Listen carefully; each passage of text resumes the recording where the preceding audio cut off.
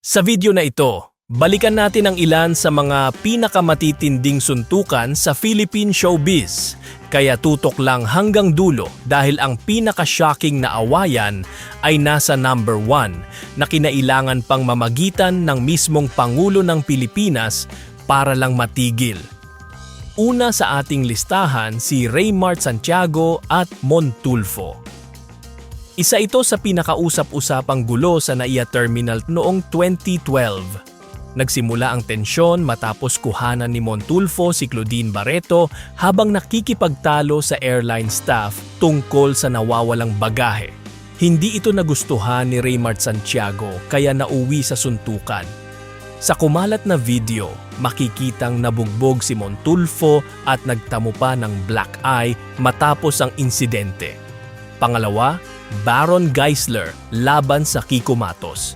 Nagsimula lang sa mainit na sagutan sa isang bar pero umabot hanggang MMA cage ang kanilang away noong 2016.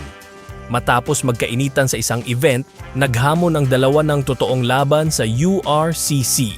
Nauwi man sa draw, naging malaking usap-usapan pa rin ito online at sa TV. John Estrada laban sa Derek Ramsey. Dating magkaibigan pero nauwi rin sa pisikalang away noong 2011.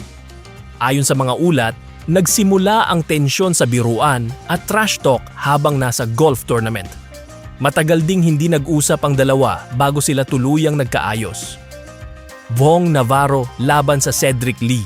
Isa ito sa pinakabrutal na kontrobersya sa showbiz. Ayon kay Vhong, binugbog siya ni Cedric Lee sa condo unit ni Denies Cornejo sa Taguig. Samantala, iginiit naman ng kampo ni Cedric na ipinagtanggol lamang nila si Denies.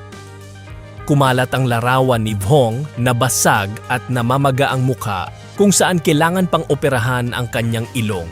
Panghuli sa ating listahan ay si Robin Padilla laban sa Richard Gomez. Isa ito sa pinaka-legendary na suntukan sa showbiz noong 1991. Nagsimula ang tensyon dahil sa issue ng trash talk at selosan umano kay Chris Aquino. Sa isang sports event sa Ultra, biglang sinuntok ni Robin si Richard na naging sanhi ng malaking gulo.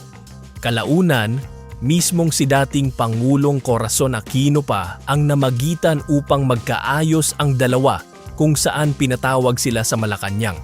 Sa inyong palagay, alin dito ang pinakamatinding awayan sa showbiz? Mag-comment lang sa ibaba at huwag kalimutang mag-like, mag-share at mag-subscribe sa Teleseries PH.